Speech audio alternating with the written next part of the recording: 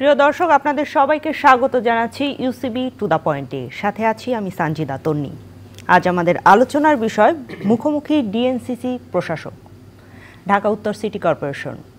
এখানে অনেক মানুষের বাস, নাগরিকদের অনেক চাওয়া পাওয়া রয়েছে, নাগরিকদের অনেক সেবা পাওয়ার অধিকার রয়েছে। সেই সেবাগুলো কতটুকু নাগরিকরা পাচ্ছে, ভবিষ্যতের ঢাকা উত্তর সিটি কর্পোরেশন কেমন হবে, সেগুলো নিয়ে আজ আমরা আলোচনা করব। আলোচনার জন্য স্টুডিওতে আছেন মোহাম্মদ এজাজ, প্রশাসক, ঢাকা উত্তর সিটি কর্পোরেশন। শুভেচ্ছা ও স্বাগত আপনাকে। আপনাকেও শুভেচ্ছা। জি, আপনি ঢাকা উত্তর সিটি কর্পোরেশনের নবনিযুক্ত প্রশাসক। এর আগে আমরা পত্রিকাগুলোতে দেখেছি সাধারণত জেলা প্রশাসক কিংবা সিটি কর্পোরেশনের প্রশাসক নিয়োগে অনেক ধরনের তদবির হয়ে থাকে, অর্থের লেনদেনও হয়ে থাকে। আপনার ক্ষেত্রে কত অর্থের লেনদেন হয়েছে? হয় নাই, কারণ হচ্ছে যে আমাকে বরঞ্চ রিকোয়েস্ট করে আনা হয়েছে। কারণ আমার প্রোফাইল সম্বন্ধে আপনি যদি জেনে থাকেন যে আমি দীর্ঘদিন যাবৎ শহর, পানি, নদী নিয়ে কাজ করেছি অ্যাজ এ ফিলান্থ্রপার। হ্যাঁ, মানে নিজের টাকা দিয়ে কাজ করেছি। তো সুতরাং আমি একটা ব্যস্ত লাইফ আমার ছিল। সেখানে গভর্নমেন্ট আমাকে যখন বললো যে এই দায়িত্বটা নেওয়া দরকার, সেই জন্য আমি পরবর্তীতে রাজি হয়েছি। আপনি এখানে আসলেন, কিন্তু এটি তো সাধারণত একটা সাচিবিক দায়িত্ব, সাধারণত সচিবরাই নিয়ে থাকেন। আপনি এখানে এসেছেন পরবর্তীতে, তো মানে কি ম্যাজিকটা কি ছিল?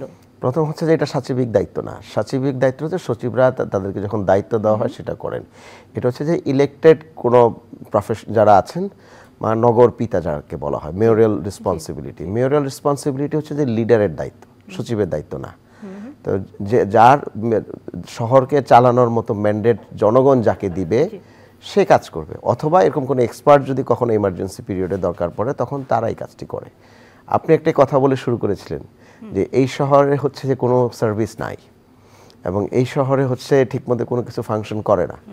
তো যেহেতু শহরে ফাংশন করে না, সার্ভিস ঠিকমতো নাই, বিগত 13 থেকে 15 বছর এক ধরনের ফ্যাসিস্ট সরকার ছিল।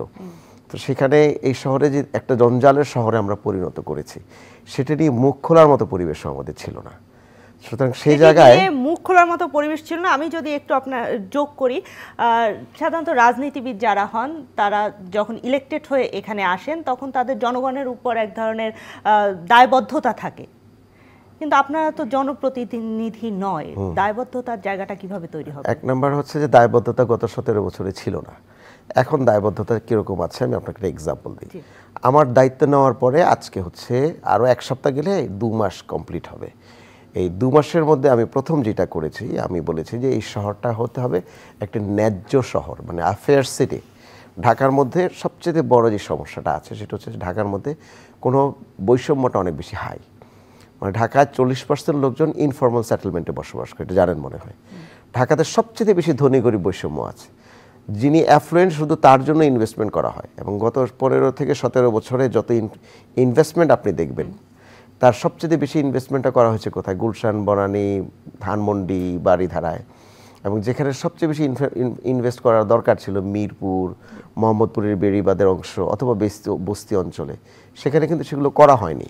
তো সুতরাং আমি যখন এসছি, আমি প্রথম যে কাজটি করেছি যে প্রায়োরিটাইজ করেছি যে কোথায় ইনভেস্টমেন্ট করতে হবে, এবং সেটার জন্য আমিই ফার্স্ট, মানে এই সিটি কর্পোরেশনের ইতিহাসে, যে আমি একটি ডিজিটাল ফর্ম করেছি এবং ওপেন কল আহ্বান করেছি যে ঢাকাবাসীকে যে তারা কি চায়, কোথায় কি প্রবলেম আছে সেটা আমাকে বলুক। এবং তার পরবর্তীতে সেটার উপর বেস করে আমি একটি ফেসবুক লাইভ করেছি। মানে আপনি যদি বললেন যে অ্যাকাউন্টেবিলিটি এবং ট্রান্সপারেন্সি, এই অ্যাকাউন্টেবিলিটি এবং ট্রান্সপারেন্সি আসার জন্য সরাসরি আমি মুখোমুখি হচ্ছি প্রতি মাসে। আমরাও তো ঢাকাবাসী, ঢাকায় বসবাস করি।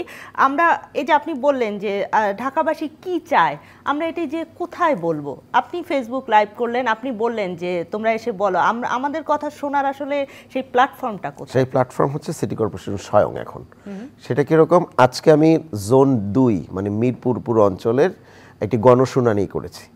গতকালকে আমি জোন 1-এ একটি গণশুনানি করেছি, সেটা হচ্ছে যে উত্তর অঞ্চলের। আমাদের 10টি জোন আছে, 10টি জোনে আমরা এখন গণশুনানি করছি। যেহেতু আমি দায়িত্ব নিয়েছি, দায়িত্ব নেওয়ার পর আমি দেখেছি যে আমাদের ইঞ্জিনিয়ারিং ডিপার্টমেন্ট এবং অন্য ডিপার্টমেন্ট সিটি কর্পোরেশনের ইনফ্রাস্ট্রাকচারাল যে ডেভেলপমেন্টটা করবে, তারা তো একটা প্ল্যান আমাকে দিয়েছে। এই প্ল্যানটা কতটুকু প্রো পিপল এবং কতটুকু জাস্টিস এনশিওর করে, এটা তো শুধুমাত্র আমি টেবিলের আলোচনা এবং আমার অফিসের যে ওপিনিয়ন সেটার উপর আমি কিন্তু রিলাই করছি না। রাদার আমি প্রতিটি জোনে গিয়ে জনগণের সাথে কথা বলে গণশুনানি করে আমি দেখতে পাচ্ছি যে তার আসল প্রবলেমটা কোথায়, এবং এই ম্যাপিংটা আমি এখন করব যে তাদের গণশুনানি থেকে আসা যে রিকমেন্ডেশনস এবং চাহিদা এর সাথে আমার অফিসের যে ডিজাইন করা হয়েছে যে কাজগুলো, এটা সমন্বয় আছে কিনা এবং এটাকে মিট করে কিনা। যদি মিট না করে তাহলে আমরা এগুলো চেঞ্জ করব। আপনারা এগুলো চেঞ্জ করবেন। প্রত্যেকটি দিনই আপনাদের জন্য গুরুত্বপূর্ণ। আপনি বললেন যে প্রায় 2 মাসের মতো দায়িত্ব নিয়েছেন। আমি যদি আজকের দিনের কথাই বলি, আজকের দিনে আর কি কি করেছেন? আজকের দিনে আপনি যদি বলেন, সকালবেলা ঘুম থেকে উঠে আমি অফিসে আসলাম, এসে আজকে যেই গণশুনানিতে কি কি আলোচনা হতে পারে পটেনশিয়ালি, সেটার উপর বেস করে আমরা কি কি প্রজেক্ট গত 2 মাস ধরে নিয়েছে এবং তার আগে নেওয়া হয়েছে, এটার আমরা একটা ম্যাপিং আগেই করে রেখেছি সেটা। এবং গত কিছুদিন ধরে ফেসবুকে প্রচুর কমেন্ট কিন্তু এসছে আমাদের, সেটাকে আমরা অ্যাকাউন্টেবল করেছি, করে আমরা তারপরে গণশুনানির জন্য রেডি হয়েছি। এর মাঝখানে আমরা একটি বড় কাজ করেছি, সেটা হচ্ছে যে সিটি কর্পোরেশনের 10,200 কোটি টাকার একটি প্রপার্টি আমরা আজকে উদ্ধার করেছি এবং সেটা আমি দখলে নিয়েছি আজকে। সুতরাং এটা গত 15 বছর ধরে পেন্ডিং ছিল একটি প্রপার্টি আমাদের। সেটি হচ্ছে সিটি কর্পোরেশনের বনানীতে একটি বড় প্রপার্টি আছে, যেটা আমরা ডেভেলপ করতে একটি ডেভেলপারকে দিয়েছিলাম, এবং এটা বিভিন্ন ধরনের অবহেলার কারণে যারা এসেছিলেন ক্ষমতায় বিভিন্ন সময়, তারা এটা সিটি কর্পোরেশন যে বনানীতে যে মার্কেটটি রয়েছে, আমরা বহুদিন ধরে পত্রিকায় সেটি দেখেছি। জি জি জি, সেটা আমরা আজকে উদ্ধার করেছি। সেই সেরাটন হোটেলটি আপনারা আজকে উদ্ধার করেছেন। হ্যাঁ, so it is a historical and মাইন্ডফলক আমরা বলবো, 10,200 কোটি টাকার প্রপার্টি প্রায়। তারপরে আমি ওইটা শেষ করে তারপরে আমরা গিয়েছি গণশুনানি করতে। গণশুনানির পরবর্তীতে অফিসে এসে মশা নিয়ে একটা বিশাল সমস্যা, সেটা একটা ইনোভেশন ল্যাব আছে আমাদের, আমরা মশা মারা ট্র্যাপ একটা রেডি হয়েছে, এটা এন্ডোর্স করেছি, এবং এটা আমরা যেন দ্রুত ফাস্ট ট্র্যাক করে এটা ইনস্টল করা যায় সেই জন্য আমি আজকে ইনস্ট্রাকশন দিয়ে আমি আপনাদের এখানে আসলাম। জি, মশার প্রসঙ্গ যেহেতু আসলো, আমি গত 2 দিন আগে একটি জাতীয় দৈনিকে পড়েছি, আপনার একটা কথাও পড়েছি যে আপনারা সেনাবাহিনীকে 6 মাসের জন্য পরীক্ষামূলক দায়িত্ব দিবেন এই মশা মারা কর্মসূচিতে। ঢাকা উত্তর সিটি কর্পোরেশনের মশা নিধন নিয়ে উত্তর দক্ষিণ 2 সিটি কর্পোরেশন, বাংলাদেশের সব জায়গায়, শুধু ঢাকা উত্তর, আমরা যদি বলি যে ওখানে লেখা ছিল পত্রিকায় যে কর্মীরা ঠিকমতো কাজ করছে না, তারা সময় মতো যেহেতু হচ্ছে যে ফিঙ্গারপ্রিন্ট দিতে হয়, হাজিরা দিচ্ছে কিন্তু নির্দিষ্ট জায়গায় যে কাজ করছে না, সেক্ষেত্রে আপনারা অন্য ব্যবস্থা নেবেন। কিন্তু আমার প্রশ্ন হচ্ছে যে মশা নিধন ঔষধ যেটি দেয়া হয়, সেটি আমরা অনেক ক্ষেত্রে ইতিপূর্বেও পত্রিকায় দেখেছি যে ঔষধটি দেয়া হয় সেটি সঠিক পরিমাণে দেয়া হয় না, পরিমাণে কম দেয়া হয়, ঔষধ ছিটানোর যন্ত্র বা ফগার মেশিনগুলো ঠিক মতো কাজ করে না, এইগুলোর কি করছেন? হ্যাঁ, ভালো প্রশ্ন এবং খুবই সিরিয়াস প্রশ্ন। সেটা হচ্ছে আমি যখন জয়েন করেছি, জয়েন করার পরেই আমি দেখলাম যে অলরেডি মশার ওষুধ কিনা হয়ে গেছে। According to all the library report, এটা হচ্ছে one of the top most library report বাংলাদেশের এবং গ্লোবালি। কিন্তু রিপোর্টে তো বাংলাদেশে যত রিপোর্টই আমরা দেখি সরকারি কিংবা পাবলিক সার্ভিসের সাথে সম্পৃক্ত, সবগুলোর কাগজে কলমে স্ট্যান্ডার্ড কিন্তু হাই, আপনি সত্য কথা যেটা। কিন্তু বাস্তবে আমি তো ঢাকায় বসবাস করি, আমাকেও তো মশা কামড়ায়। হ্যাঁ, এই যে আমরা এখানে বসে আছি, যে মশা উঠতেছে দেখেন, তো সুতরাং মশা তো, এবং এটা আমার জায়গার সার্ভিস এরিয়ার মধ্যে আপনারা আছেন, তো বাস্তবে হচ্ছে যে মশা কামড়ায়। আমি যখন আমার চিফ হেলথ অফিসার এবং অন্যদেরকে বললাম যে is this my medicine really works, তখন তারা বললো যে হ্যাঁ, এটা সব ঠিক আছে, আপনি দেখেন। আমি তারপরে একটা এক্সপার্ট কমিটিকে ডাকিয়েছি, তাদের সাথে মিলে আমরা একটা কনসালটেশন করেছি, সব ঠিক আছে, ওষুধের জায়গা থেকে তারা বলছে ঠিক আছে, কিন্তু বাস্তবতা হচ্ছে যে মশা মরছে না। ঢাকার 2 সিটি কর্পোরেশন 827 কোটি টাকা মশায় খেয়ে ফেলছে। এবং মজার বিষয় হচ্ছে যে ফিল্ডে আমি খবর নিয়েছি, এই প্রথম আলোতে যে রিপোর্টটা করেছে, এই রিপোর্টটা কিন্তু সত্য, যে যাদেরকে আমরা মশা নিয়োগ করেছি কর্মী, তারা হচ্ছে যে ঠিক মতো বাসায় মশা ওষুধ অনেক সময় দেন, অনেক সময় দেন না। দ্যাট মিনস তাদেরকে মনিটর করাটা একটা বড় সমস্যা।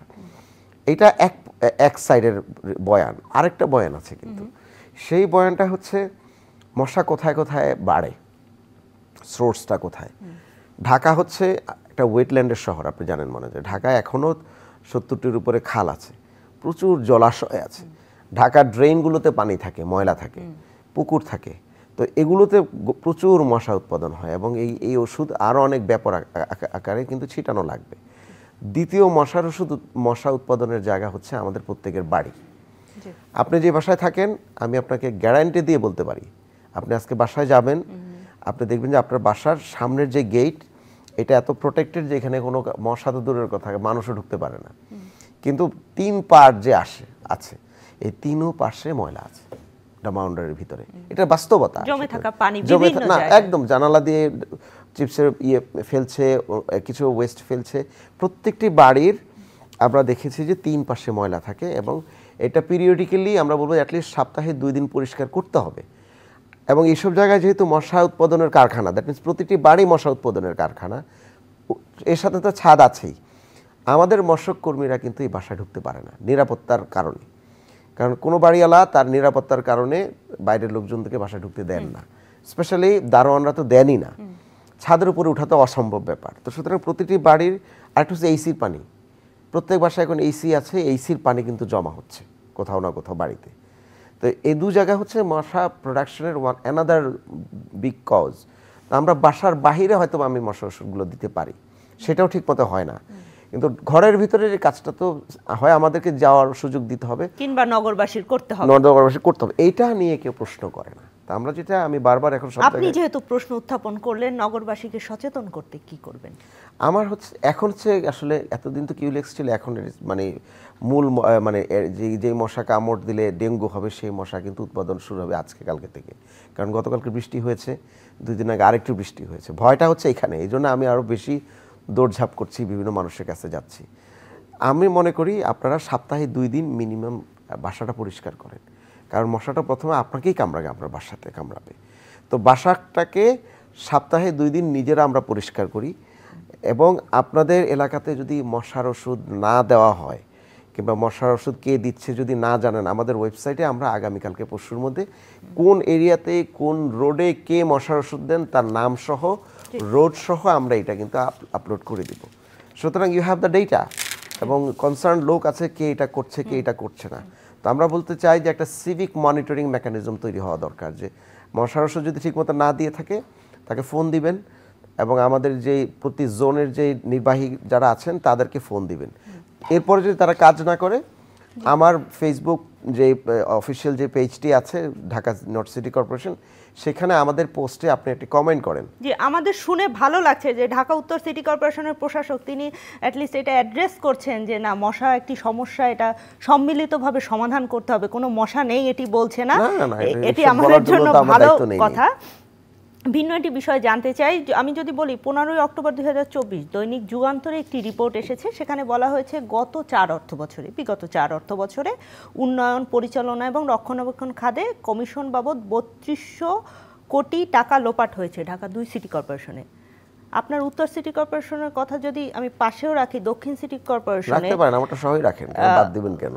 আমি নিশ্চয়ই যাব, কিন্তু দক্ষিণ সিটি কর্পোরেশনে মেয়র হানিফ ছিলেন, এর আগে তাপস ছিলেন, তাদের নামে কিন্তু দুর্নীতির, সাইদ খোকন ছিলেন, তাদের নামে দুর্নীতির অনেক অভিযোগ রয়েছে। আপনিও যখন এখানে বসেছেন তখন নিশ্চয়ই আপনি জেনে বসেছেন এই দায়িত্ব নেওয়ার আগে যে পূর্বে কি কি দুর্নীতি হয়েছে, সেই ফাইলগুলো খোলা হয়েছে কিনা? আপনাকে যেটা প্রথমে বললাম যে এই যে আমরা একটি বড় প্রপার্টি উদ্ধার করলাম, এই প্রপার্টিটি রেগুলার স্ট্যান্ডার্ডে সাইন করার কথা ছিল, সিইও সাইন করে আমাদের পক্ষ থেকে। এই প্রপার্টিটি সাইন করেছেন মেয়র আতিক সাহেব। তো সুতরাং তার কিন্তু সাইন করার দরকার ছিল না, সাইন করতে পারতো অফিসিয়াল লোকজন। তো সুতরাং এরকম আরও অনেক প্র্যাকটিস আছে। আমি আপনাকে একটা এক্সাম্পল দিই, আমাদের ঢাকা আমার অঞ্চলে যে পরিমাণ বিলবোর্ডের যে ব্যবসাটি, এখন আপনি কিছুক্ষণ পরে একটা প্রশ্ন করবেন আমি জানি, সেটা হচ্ছে যে হকার। তো একই রকম রাস্তার মিডিয়ান এবং আপনি যদি পাশে দেখেন, সকাল বিকাল আমরা নতুন নতুন বিলবোর্ড দেখতেছি, এবং যেটা আমাকে না জানি এগুলো করা হয়েছে। এবং এখান থেকে আমি খবর নিয়ে দেখলাম, আমরা এখানে যতটুকু অবৈধ আছে তার 3 গুণ বৈধ আছে, তার 3 গুণ অবৈধ বিলবোর্ড। তো সুতরাং এবং এদেরকে ধরা যাচ্ছে না ঠিক মতো। কেন ধরা যাচ্ছে না? রাজনৈতিক শক্তি? না না না, এখানে আমার যারা রেভিনিউর সাথে জড়িত, এখন তো রাজনৈতিক শক্তি নাই, এখন তো আমি শক্তি। আমার রেভিনিউর সাথে জড়িত যারা, সামহাও তারা হয়তো ইনফর্ম অথবা তারা এটাকে অ্যালাউ করছেন। আমি এটা সিরিয়াস অর্ডার গত পরশুদিন দিয়েছি যে কতগুলো বৈধ আছে কতগুলো অবৈধ আছে আমাকে রিটেন রিপোর্ট দিতে হবে, এবং স্থানীয় যে আঞ্চলিক কর্মকর্তা আছে তাদেরকে দিবেন, আমাদের ওয়েস্ট অফিসার যারা আছেন আপনারা দেখবেন যে ঢাকায় প্রচুর পরিমাণে পোস্টার আমরা কিন্তু তুলে ফেলছি। আমরা তাদেরকে দিয়ে এই বিলবোর্ড, তারপরে হচ্ছে কি বলে বড় ব্যানার, এগুলো আমরা সব খুলে ফেলবো এবং বন্ধ করে দিব। আমি একটু যোগ করি, এই ঢাকাকে আমরা আসলে বাসযোগ্য চাই, কিছুটা বাসযোগ্য চাই।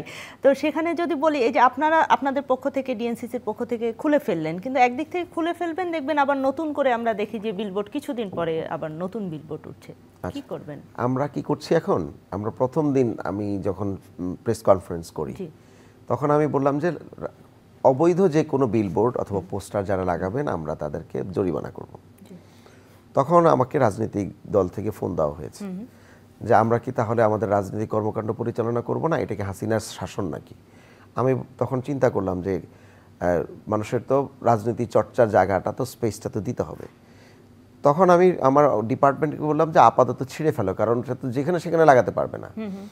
এবং আমরা এখন ডিজাইন করছি যাত্রী যেখানে ছাউনি তার দুপাশে আমরা এমএস বোর্ড করে দেব বিভিন্ন জায়গায় যেখানে পোস্টারটা লাগাবে। এগুলো বৈধ পোস্টার লাগানোর ব্যবস্থা আমরা করে দেব, যেটা ফ্রি। এবং এর বাইরে কেউ পোস্টার লাগালে তখন আমরা বিজ্ঞাপনের দরে তাদেরকে আমরা পানিশমেন্ট দেব। আপনারা পানিশমেন্ট দিবেন, কিন্তু আমরা জানতে পাচ্ছি যে এই ডিসেম্বর থেকে সামনের জুনের মধ্যেই নির্বাচন হবে। যখন নির্বাচনের সময়টা আসবে সকল রাজনৈতিক দল তার আগে আমরা বোর্ড করব এবং কেউ লাগালে আমরা তাদের বিরুদ্ধে পানিশমেন্ট দিব। এবং মজার বিষয় হচ্ছে আপনি শুনেছেন মনে যে এবারের নির্বাচন যেটা হবে সেই নির্বাচনের ক্যাম্পেইনের একটা নীতিমালা হয়েছে। সেই নীতিমালার প্রথম যেই কথা বলা হয়েছে যে আপনি পোস্টার ইউজ করতে পারবেন না। একই প্ল্যাটফর্মে সকলের বক্তব্য দেওয়া হবে, এক প্ল্যাটফর্ম থেকে, এক স্টেজ থেকে। এবং এটাকে মোর ডিজিটাইজ করতে হবে, আপনি হার্ড কপিতে যেতে পারবেন না। এবং সকল দল যারা পার্টিসিপেট করবেন তারা মোটামুটি এটাতে এগ্রিড হয়েছে। তো সুতরাং এদিক থেকে আমরা হোপফুল। তারপরেও অতি অরঞ্জিত অনেক কিছু হবে। ঈদের মৌসুম গেল, ঈদের সালাম দিয়েছেন এবার পোস্টারে অনেকে, আমরা এটা উঠিয়েছি। তারপরে জন্মদিনের শুভেচ্ছা, এই শুভেচ্ছা, সেই শুভেচ্ছা, এই যে অতীতের যে প্র্যাকটিসগুলো আছে আমরা নগরবাসী পোস্টার লাগিয়ে যাচ্ছে, আরেকদিক থেকে আপনারা পোস্টার উঠাচ্ছে যেন এটা ইউটিলিটি ওনারা দেখেন যে এটার কোনো সুযোগ হচ্ছে না।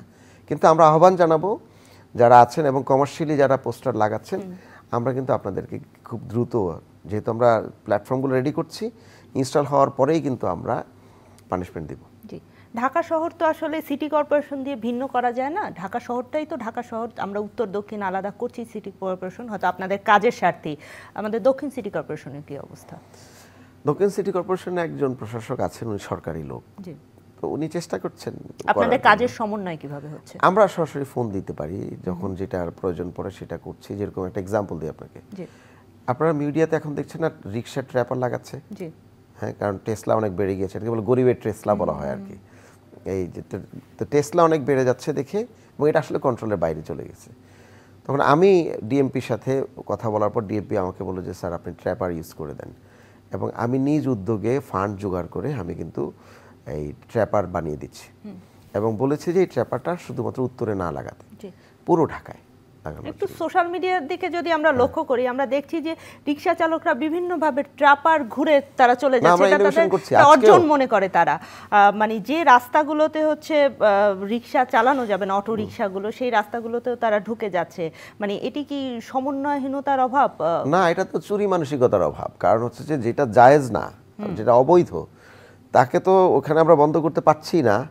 আন্দোলন সংগ্রাম করছেন, টেকনোলজি ইনভেট করলাম আমরা, সেই টেকনোলজিকে কীভাবে ফাঁকি দেওয়া যায় সেটা যদি মানুষের মাথার মধ্যে এটা থাকে যে আমি খালি আইন ভাঙবো এবং আমাকে আইনে যতভাবে দেওয়া হোক না আমি আইন ভেঙেই চলবো এবং স্মার্টনেস, এই পরিস্থিতিতে থাকলে তো এটা বিপদ।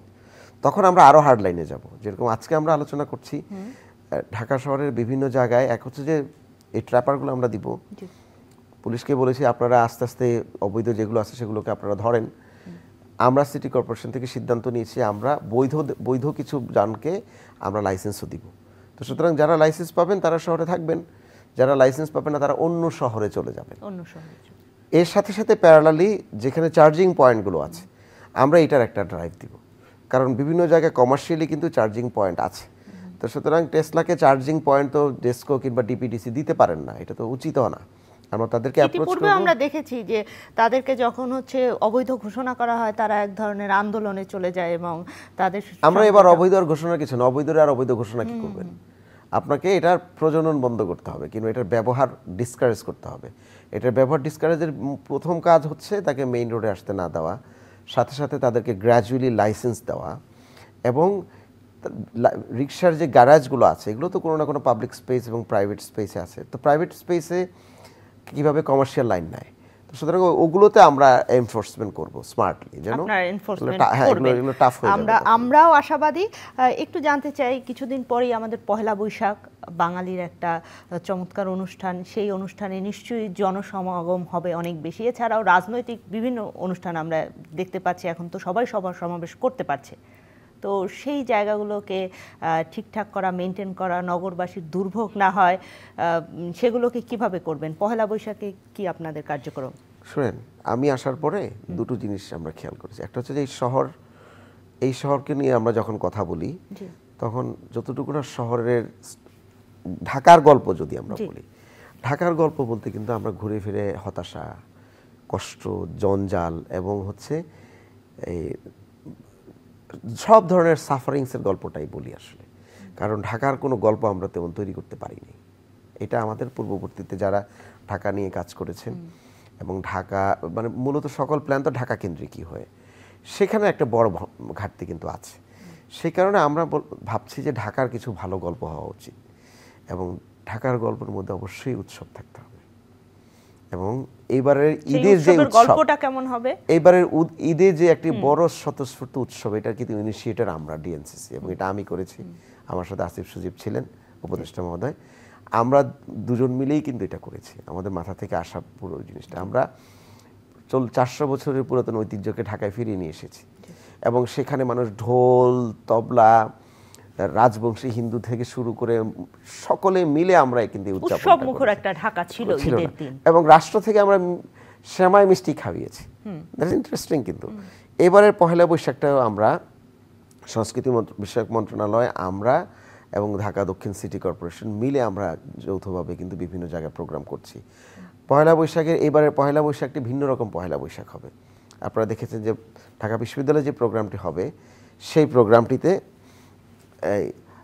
সকল বর্ণের, ধর্মের এবং সকল গোষ্ঠী, পাহাড়ি সকলকে নিয়ে একটা ইনক্লুসিভ পহেলা বৈশাখ আমরা দেখব। এবং এর সাথে সঙ্গীত, আনন্দ, এই ড্রোন শো হবে, কনসার্ট হবে সংসদ ভবনের সামনে।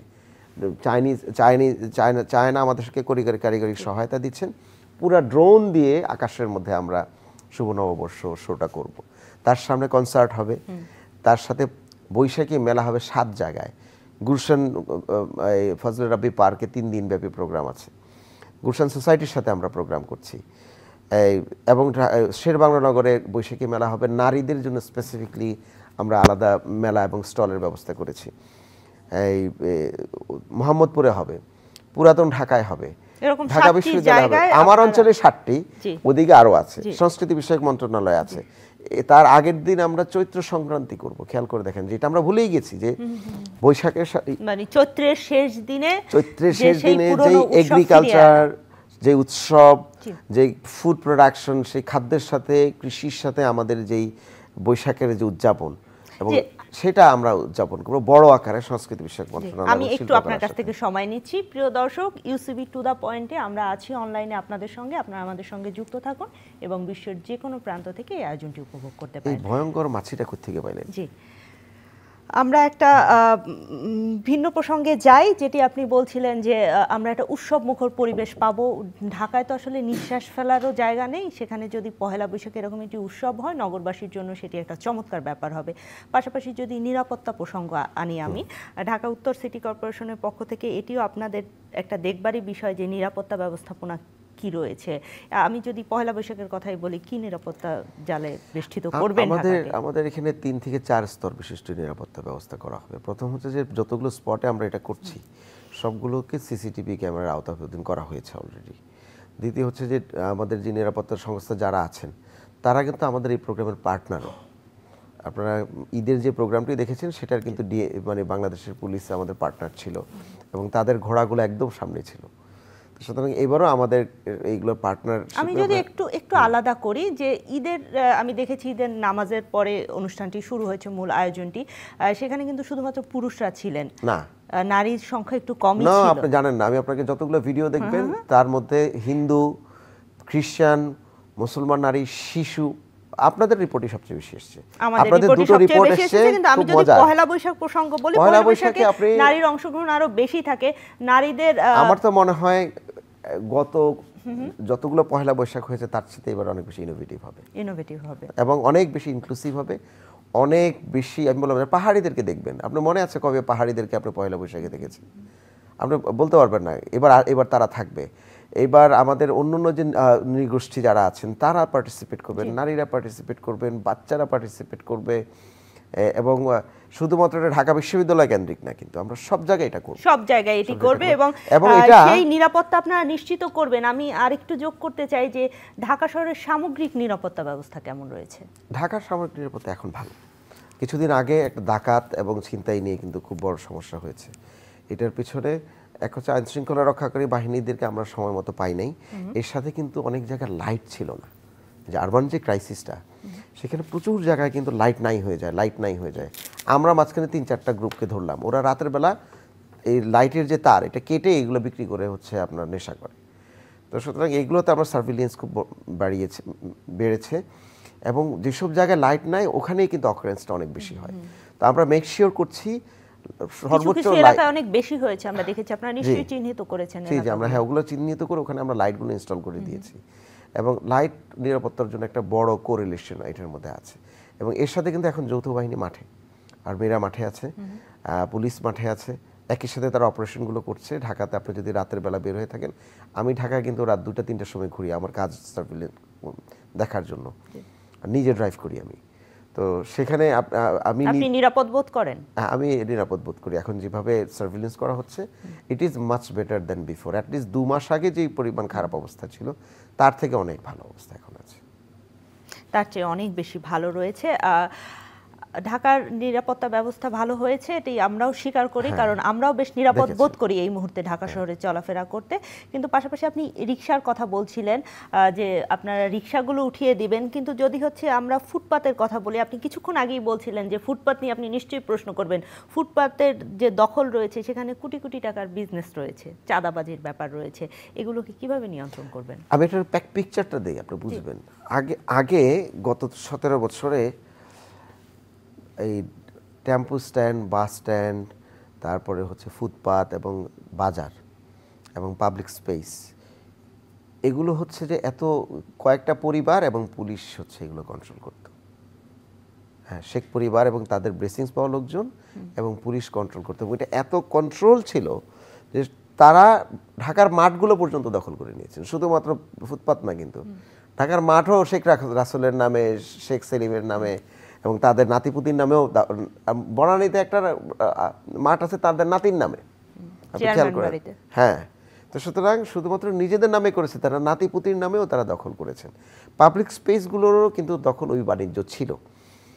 5 তারিখে যখন হাসিনার পতন হয়, এরপরে এটার এই পুলিশ হচ্ছে যেহেতু একটুখানি ইনঅ্যাক্টিভ হয়ে গিয়েছে এবং এটা একটা হাত বদল হয়েছে, এটা আমি স্বীকার করি। অন্যরা কি বলবেন জানে না, আমি স্বীকার করি এটা একটা বড় হাত বদল হয়েছে। এবং এই হাত বদলটা এত ন্যাস্টিভাবে হয়েছে, এখন শুধু ফুটপাত না, রাস্তাও দখল করা অবস্থা, সত্য কথা যেটা। এবং আজকে আমরা আলোচনা করছিলাম গণশুনানিতে মিরপুরে, ওনারা বললেন, আমি যখন বললাম যে রাতের বেলার বিদ্যুতের লাইনটা কোথায় পায় স্টলগুলো দেওয়ার জন্য, এবং এটা কি মার্কেট থেকে দিচ্ছে?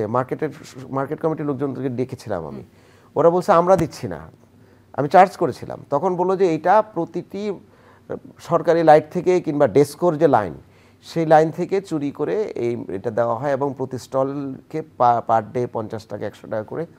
এইটা একটা বড় সিন্ডিকেট বাণিজ্য আছে, এটা কোটি টাকার বাণিজ্য। তাদেরকে বসার এখানে চাঁদাবাজের একটা বাণিজ্য আছে।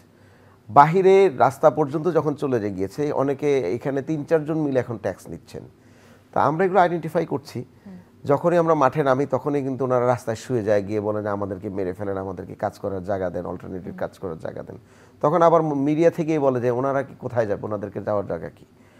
ওনাদেরকে যাওয়ার জায়গা কোথায়? আমার পজিশন স্পষ্ট, এই শহরে অবৈধ কাজকে বৈধতা দেওয়ার কাজ আমার না। হ্যাঁ, তার লাইভলিহুড কি হবে, বৈধভাবে আসলে তো আমরা লাইভলিহুডের ব্যবস্থা আমরাই করব। বৈধভাবে আপনি ব্যবসা নিয়ে আসেন, আমি ট্রেড লাইসেন্স দিচ্ছি। আপনার যিনি আজকে হকারি করেন, এই শহরে কি হকারি ছাড়া আর কোনো ইনকাম অপরচুনিটিস নাই? ডেফিনেটলি আছে। আমরা বিভিন্ন সময় শুনেছি যে হকারদের জন্য একটা নির্দিষ্ট জায়গা থাকবে এবং উন্নত শহরগুলোতে সেটি রয়েছেও, সেখানে হকাররা বসে তাদের ব্যবসা এখন বাণিজ্য হচ্ছে কি, করে। ঢাকাটা পুরোটাই বাজার। বাস্তব কথা যেটা, পুরো ঢাকা শহরে আপনি যদি রাতের বেলা যান সন্ধ্যায়, পুরো ঢাকা শহরটা বাজার হয়েছে, পুরো ঢাকা শহরটা মার্কেট হয়েছে। তো সেখানে আপনার নতুন জায়গা কোথায় দিবেন? আপনাকে এখন কি করতে হবে? ফুটপাতে হাঁটাটা মানুষের অধিকার, জি, আপনার অধিকার বাস্তবায়ন করতে হবে প্রথমে। আর যারা এই অবৈধভাবে রেগুলার আসছেন, আপনি যদি এটা কন্ট্রোল না করেন, এটা আরও বাড়বে। তা আমি এই আনকন্ট্রোল একটা জিনিসকে মানবাধিকারের নাম দিয়ে আমি এই ভাইরাস আমি ছড়াইতে দিতে পারি না। আমাকে এটাকে কোনো না কোনো সময় কন্ট্রোল করতেই হবে। এটা এখন খুবই ডিজাস্টার পর্যায়ে যদি চলে গিয়েছে, এখন যদি আমি মিনিমাম কন্ট্রোলটা না করি, তাহলে এই শহরে মানুষ কিছুদিন পরে মিনিমাম হাঁটতেই পারবে কন্ট্রোল না। কি শুরু হয়েছে? হ্যাঁ, আমরা শুরু করেছি। আমরা ফার্ম গেটের ইন্দিরা রোডের যে জায়গাটি, জি, এইখানে খুব খারাপ অবস্থা। এটা প্রাথমিকভাবে, এবং হচ্ছে যে মিরপুর 13 নম্বর থেকে শুরু করে 1 নম্বর পর্যন্ত যে রাস্তাটি আছে, এই হোপ মার্কেট, এখানে আপনারা দেখেছেন যে মানে অনেক অরাজকতা হয়েছে। এই দুটো সাথে অন্যগুলো আমরা ফেজ বাই ফেজ আমরা শুরু করব, এবং আমাদের টার্গেট হচ্ছে মেইন রোডে আমরা কোনো টেসলা এবং হকার বসতে দিব না। আপনারা বসতে দিলেন না, একবার হকারদের উঠিয়ে দিলেন, আবারও পুরনো প্রশ্নটাই করি। আমরা পরের দিন আবার করব। আমরা পরদিন যখন সিদ্ধান্ত নিয়েছি এই সপ্তাহে 2 দিন করে আমরা এটা করব। আমরা প্রয়োজনে রাত্রে ড্রাইভ করব। এই যে স্টলগুলো রেখে চলে যান, আমরা স্টলগুলো নিয়ে চলে যাব। সুতরাং উইল মেক দিস সাকসেসফুল যতভাবে করা সম্ভব হয়। এবং এটা করার ক্ষেত্রে পুলিশের সহায়তা খুব গুরুত্বপূর্ণ। আমরা পুলিশের সহায়তা কিন্তু আগে পাইনি, এখন তারা বলছেন দিবেন। তো সুতরাং এটা একটি বড় আমরা মনে করি পজিটিভ জায়গা। এর সাথে আমরা কমিউনিটিকে ইনভলভ করতে চাই, স্পেশালি ইয়াংদেরকে আপনারা কমিউনিটিকে ইনভলভ করাবো, করে আমরা চেষ্টা চালাবো। আশার কথা অনেকগুলো শুনলাম আপনার কাছ থেকে। আমি যেহেতু আমিও আশাবাদী মানুষ, কিন্তু ঢাকা শহরে বসবাস করি, এই প্রশ্নগুলো খুব স্বভাবতই আসে যে আমাদের ঢাকা শহরে তো অনেক মানুষের বসবাস, শহরটা আপনারা পরিষ্কার করে যাচ্ছেন আবার নোংরা হয়ে যাচ্ছে, কিন্তু আমরা যে মডার্ন সিটিগুলো দেখি সেগুলো কিন্তু আরও পরিষ্কার পরিচ্ছন্ন। আমাদের নাগরিকদেরও নিশ্চয়ই দায়িত্ব রয়েছে সেটা। তারপরও আমাদের মডার্ন সিটি তৈরিতে কি করণীয়, কি মনে করেন? জনগণকে এন্ডোর্স করতে হবে আমরা যা করছি, দ্যাট ইজ ইম্পর্টেন্ট। আমি পরিষ্কার করে কিভাবে গেলাম, জনগণকে আমি বলি সম্পৃক্ত আপনাকে, করবেন? আপনি বললেন গণশুনানি করছেন সমস্যাগুলো অ্যাড্রেস করার জন্য, আর কি কি করণীয়? এই যে ইনক্লুসিভ পার্টিসিপেশন করছি, এটা কিন্তু অনেক বড় ব্যাপার। গত 50 বছরে কেউ কোনোদিন শহরের মানুষকে ডেকে জিজ্ঞেস করে না যে আপনার শহরের সমস্যাটা কোথায়। নো ওয়ান, কেউ করে নাই। এটা আমি করছি। সুতরাং আমরা এই যে করে আসার পরে কিন্তু আমরা সাপোর্টও পাচ্ছি। আপনাকে একটা এক্সাম্পল দিই। প্রথম যে গণশুনানিটা আমি করলাম আমার অফিসে, তারপরে আমি একটা বড় স্টুডেন্ট গ্রুপ পেলাম উত্তরায় 10 নম্বর সেক্টরের। ওরা আমাকে বললো যে আপনারা বলেন, এবং স্থানীয় যারা আছে, যে কিভাবে আমরা হেল্প করতে পারি। আমরা তাদেরকে নিয়ে একটা নদী উদ্ধার করে ফেলছি ইন 1 মান্থ। কনাই নদী নামে একটি নদী আছে। এটার কিছু অংশ খাল হিসেবে ছিল, কিছু অংশ ফ্লো ছিল না। এটা দ্বিগুণ খাল পর্যন্ত 8.5 কিলোমিটার দ্বিগুণ খালটা ধরলে, এটা আসলে নদী ছিল একসময়, এখন বিভিন্ন নামে আছে, খিদির খাল, দ্বিগুণ খাল, উত্তরা লেক, এই নামে। এই পুরো কোর্সটা কিন্তু আমরা এখন উদ্ধার করে ফেলছি। এখন এটা রেস্টোর করব, এবং এটার পেছনে সবচেয়ে বেশি কিন্তু সাপোর্ট আমরা পেয়েছি স্থানীয় যেই ছাত্ররা এখানে কাজ করেছেন, জুলাইতে কাজ করেছেন, আন্দোলন করেছেন, এবং এই উত্তরা 10 নম্বর সেক্টরের বাসী যারা আছেন তাদের সাপোর্ট পেয়েছি। এই যে পার্টিসিপেটরি অ্যাপ্রোচগুলো আমরা পাচ্ছি, আপনি ডিসিশন মেকিংয়ে সাপোর্ট দিয়ে দেখেন, আপনার ঘরেই দেখবেন যে যেই ঘরের মধ্যে হাজব্যান্ড ওয়াইফ একসাথে ডিসিশন নেয় সেটা একরকম ফাংশনাল, কিংবা যে এলাকাতে কিংবা যে অফিসের মধ্যে পার্টিসিপেশনটা বেশি আছে সেই অফিসের ফাংশনালিটিটা অনেক অ্যাক্টিভ, অনেক অ্যাক্টিভ।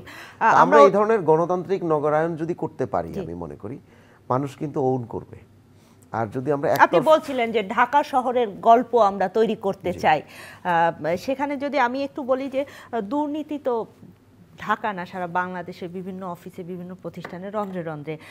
আপনি যেখানে দায়িত্ব নিয়েছেন সেখানে পুরনো যারা ছিল, পুরনো সিন্ডিকেট, তারা কি আছে নাকি ভেঙে নতুন সিন্ডিকেট তৈরি হয়েছে? কি হচ্ছে সেখানে? একটা সিন্ডিকেট আমি ভেঙেছি।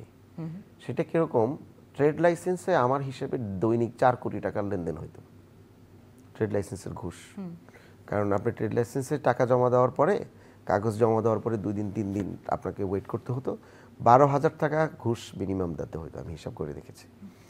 12 থেকে 15,000 টাকা, 20,000 টাকা প্রতি ট্রেড লাইসেন্স, প্রতি ট্রেড লাইসেন্সে। এখন কিন্তু ঘুষ লাগে না, আপনি ঘরে বসে ট্রেড লাইসেন্স করতে পারছেন ইন্টারনেটের মাধ্যমে। তো সুতরাং হিউম্যান ইন্টারাকশনস আপনি যদি সার্ভিসে যত কমাতে পারবেন, আপনি তত ট্রেড মানে স্মার্টলি এগুলো ভাঙতে পারবেন, যেটা আমি প্রথম মাসেই করতে পেরেছি। আমার টিম কিন্তু এখানে আমাকে সহায়তা করেছে। দ্বিতীয় যে জিনিসটি আমরা করছি সেটা হচ্ছে যে আপনি যদি অ্যাক্সেস টু ইনফরমেশন এবং ইনফরমেশন ট্রান্সপারেন্ট করে দেন, অ্যাক্সেসেবল করে দেন মানুষের কাছে, তখন মানুষ কিন্তু ধরতে পারবে আপনাকে, তখন কিন্তু দুর্নীতিটা অনেক কমে যাবে। আজকে গণশুনানিতে মানুষজন বলছে যে আমার ঘরে আমার মানে ওয়ার্ডে কে মশার ওষুধ দেয়, আমি তো তাকে চিনি না, কতটুকু মশার ওষুধ অ্যালোকেশন হয়েছে, কিংবা কে কে এই ঝাড়ু দেওয়ার জন্য এখানে অ্যালোকেটেড করা হয়েছে, তার নাম কি, তার ফোন নাম্বার কি, এটা যদি আমরা জানতাম, আমরা কিন্তু ময়লা হলে তাকে ডেকে বলতাম যে তুমি এটা পরিষ্কার করেছো কিংবা করো নাই। তো সুতরাং এইটুকু আমি যদি ইনফরমেশনটাও দেই, আমি কিন্তু জনগণকে এম্পাওয়ার করছি থ্রু প্রোভাইডিং ইনফরমেশন। খুব গুরুত্বপূর্ণ এটা বোঝা। এটা আমরা কোনোদিন করি নাই আগে। আমরা ভাবতে বললাম যে আমি কেন কথা, আগে তো কথাই বলতে দিতাম না। আমি এখন আজকের এই শুনানি থেকে এই লার্নিংটা আমার হয়েছে। আমি এসেই আমার অফিসকে বলছি ডেটাগুলোর কী অবস্থা, ওরা বলছে সব ডেটা পুরাতন। আমরা বলছি যে নতুন হালনাগাদ ডেটাটা আমরা আপ করে দিই এবং জোনাল অফিসে আপ করে দিই। এবং আমাদের একটা অ্যাপ ছিল সবার ঢাকা, নাম শুনেছেন মনে হয়, এই অ্যাপটা করতে 4 কোটি টাকা লেগেছে। একটা অ্যাপ করতে 4 কোটি টাকা লাগে? হ্যাঁ, আবার এটা নাকি আবার আমরা আর্মি দিয়েও করাইছি। সুতরাং আনফরচুনেট, এগুলো সত্য কথা, যেটা যে একটা অ্যাপ করতে 20 লাখ টাকা লাগে এবং এই অ্যাপটা এখন নাকি কাজ করে না। গত 2 মাস ধরে আমি অনেক মিটিং টিটিং করার পরে এখন মনে হচ্ছে যে এটা এই মাসের মধ্যে আমি অ্যাক্টিভ করতে পারবো। যাদেরকে আউটসোর্সিং করে, মানে দেখেন আমরা আর্মিকে দিলাম, ওরা আবার আরেকজনকে ভেন্ডার নিয়োগ করলো, ওই ভেন্ডারের লোকজনকে খুঁজে পাওয়া যায় না, তারা ফোন ধরে না, তারা বলে যে আমাদের এগ্রিমেন্টের মেয়াদ শেষ, আমরা এখন এটা করবো না। তাহলে what's the point of taking all this app? এখন এটা একটা খুব গুরুত্বপূর্ণ শুনেন না, আমি বলি আপনাকে মজার, এই অ্যাপটার পাসওয়ার্ড নিতে আমার 20 দিন লাগছে, পাসওয়ার্ড দেওয়া হচ্ছে আমাদেরকে।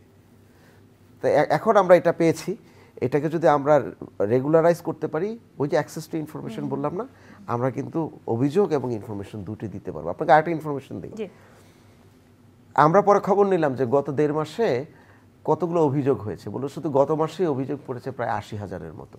তাই আমি বললাম যে 80,000 অভিযোগ আমরা কি রিসিভ করতে পেরেছি? বলছে না, আমরা 5%ও রিসিভ করতে পারি নাই। তাহলে এই অ্যাপ করে লাভটা কি?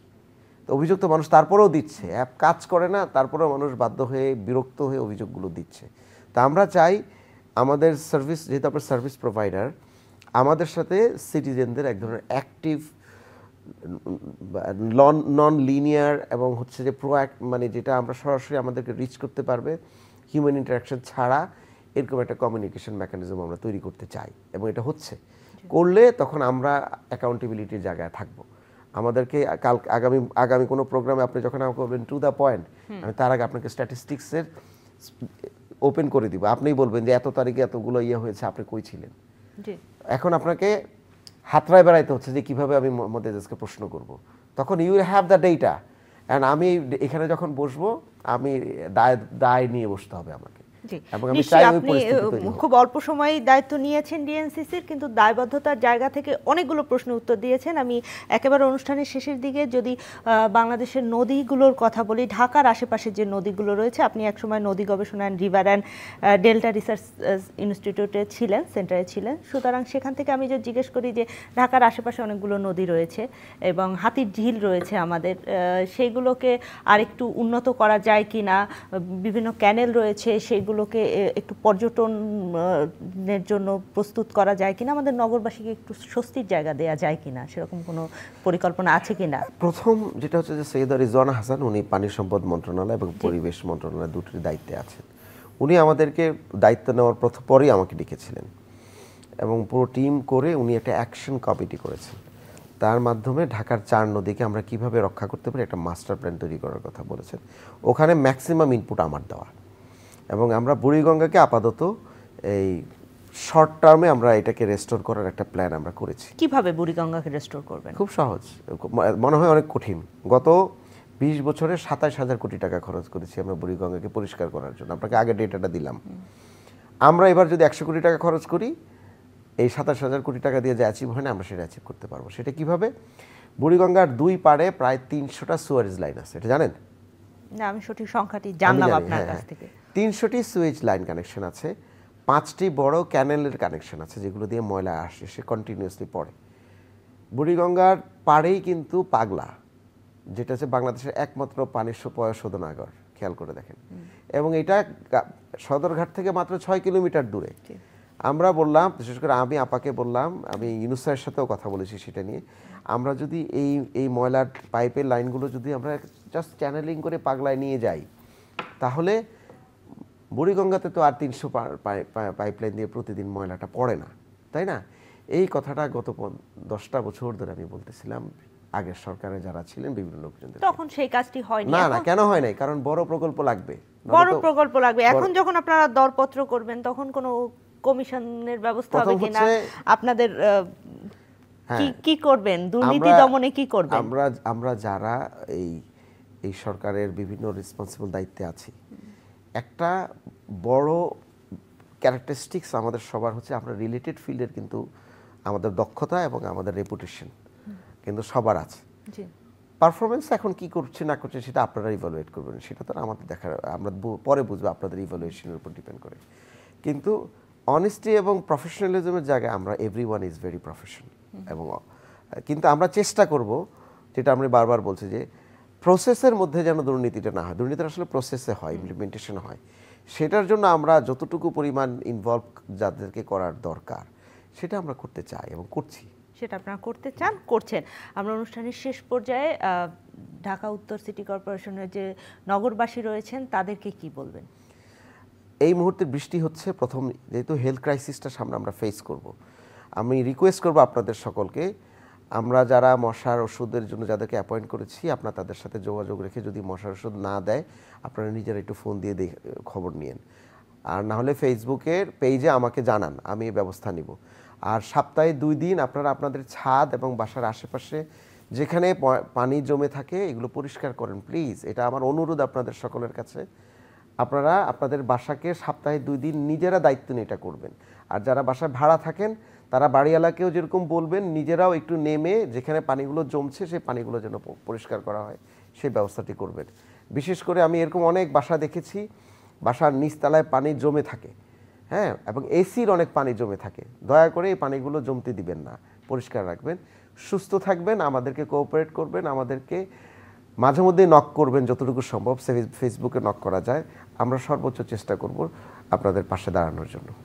অসংখ্য ধন্যবাদ আপনাকে। আজকের মতো শেষ করছি। প্রিয় দর্শক, ইউসিবি টু দ্য পয়েন্ট থেকে আজকের মতো বিদায় নিচ্ছি। আমাদের সঙ্গে ছিলেন মোহাম্মদ এজাজ, প্রশাসক, ঢাকা উত্তর সিটি কর্পোরেশন। ডিএনসিসির কী কী কার্যক্রম চলছে, সামনের দিনগুলোতে আমরা কী কী কার্যক্রম দেখতে পাবো তার একটা সম্পূর্ণ বিষয়টাই আমরা মোটামুটি শুনলাম। আমরা প্রত্যাশা করি আমাদের ঢাকা উত্তর সিটি কর্পোরেশনের যারা নগরবাসী রয়েছে তারা স্বাচ্ছন্দ্যে সুন্দর একটা জীবন পাবে, এবং সেজন্য আমাদের নাগরিকদের যে দায়িত্বগুলো রয়েছে সেগুলোকে আমাদেরকে নিশ্চিত করতে হবে। সবাই ভালো থাকবেন, সবাইকে অনেক অনেক শুভেচ্ছা।